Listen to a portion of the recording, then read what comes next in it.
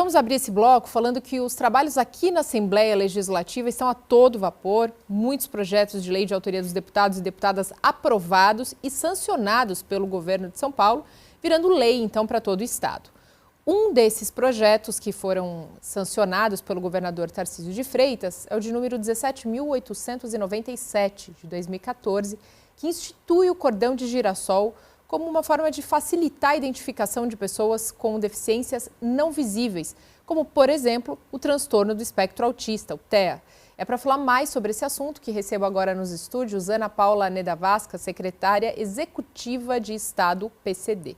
Seja bem-vinda, Ana. Obrigada.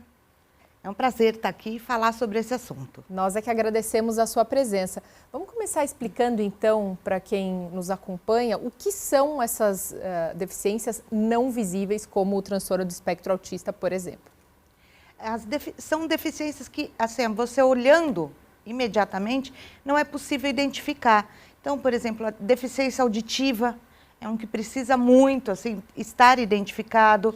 As deficiências intelectuais, TEA, todas aquelas que a gente não consegue ver de imediato, né? Olhando simplesmente para a pessoa, a gente não sabe. E aí a importância do cordão é identificar para o resto da população que aquela pessoa tem uma deficiência.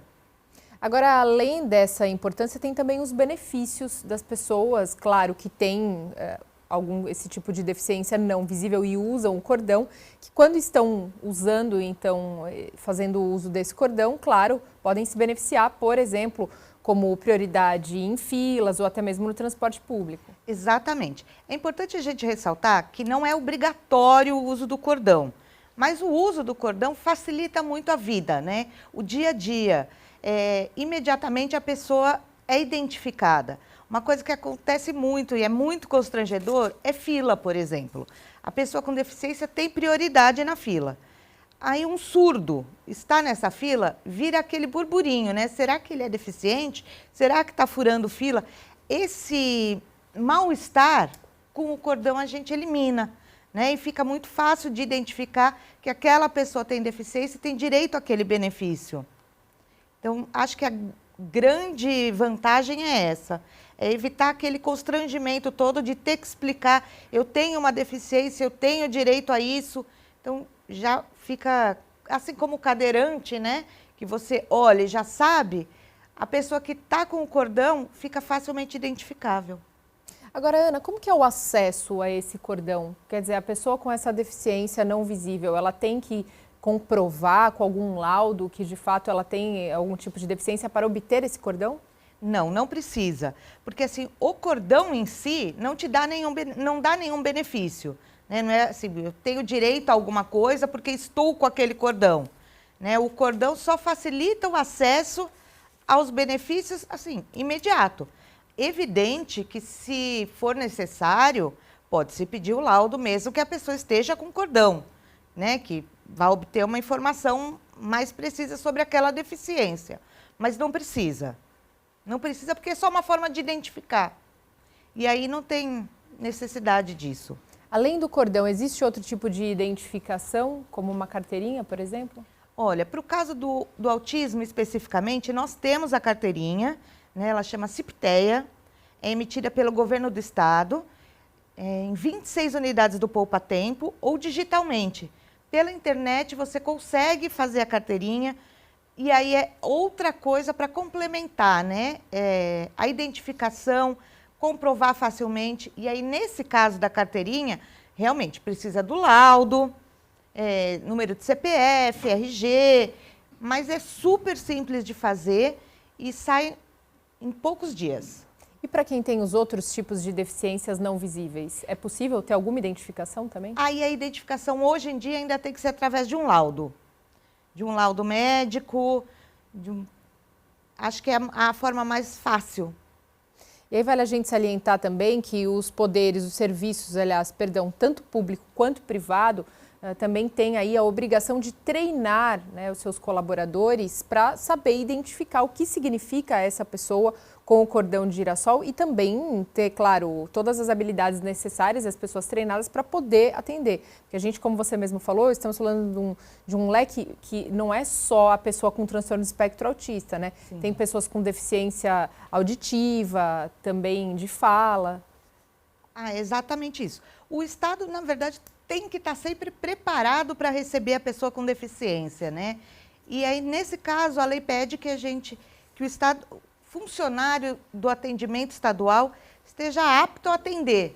Então, assim, é importante que ele saiba o que significa aquele cordão, que aquele cordão identifica uma pessoa com deficiência e as prioridades dessa pessoa com deficiência. Como atender. E aí, acho que essa capacitação do pessoal do Estado é importante para todas as deficiências, as visíveis e as invisíveis. Então, acho que o mais importante é a gente deixar claro que aquele cordão está realmente identificando uma pessoa com deficiência. Agora, esse treinamento que a gente falou, essa capacitação que é muito importante, já está acontecendo? Está sendo feita de forma gradativa ou promovida por parte do governo? Está sendo feita de forma gradativa, né? Educação, por exemplo, faz a capacitação específica para a área de educação. Nós, como Secretaria da Pessoa com Deficiência, temos feito muitas palestras que a gente chama de sensibilização, né? Para explicar sobre tudo isso, o atendimento, como é que deve ser feito, quais são as diferenças entre cada uma das deficiências. Então, acho que isso ajuda muito e sensibiliza, né? Eu acho que a partir do momento que a pessoa está sensibilizada para aquilo, olhou, prestou atenção, o atendimento flui. E já o serviço privado, por exemplo, como tem acontecido essa sensibilização? Olha, o serviço privado, eu costumo até brincar, falei, gente, é muita gente com deficiência. Então, assim, você não pode perder esse público, né? É obrigatório. A capacitação é obrigatória para você atender bem o seu cliente, seja ele quem for. Então, assim, seu cliente é uma pessoa com deficiência, você precisa saber atender adequadamente. Eu acho que, mas eu tenho a esperança, eu tenho visto que está melhorando. Claro que muito mais lento do que a gente quer, mas está melhorando. Você citou, por exemplo, a capacitação dos profissionais ligados à área da educação, né? Mas a gente tem os serviços essenciais também, que são de competência do governo, como, por exemplo, o poupa-tempo, né? E é importante que essas pessoas também tenham esse treinamento, ou até mesmo, muitas vezes, saibam a linguagem dos sinais, né? Então, no poupa-tempo, ainda bem que você falou disso, a gente tem em 26 unidades no estado que já emite a carteirinha do autista.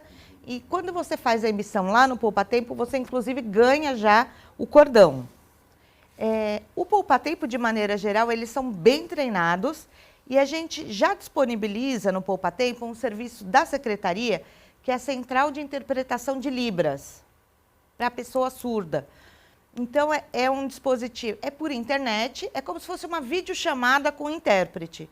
Então, qualquer funcionário do poupa-tempo, de qualquer serviço, recebendo uma pessoa surda, acessa essa plataforma e faz a intermediação da conversa.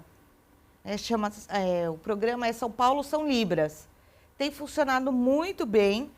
É sempre um intérprete humano, né? Não é aquele bonequinho.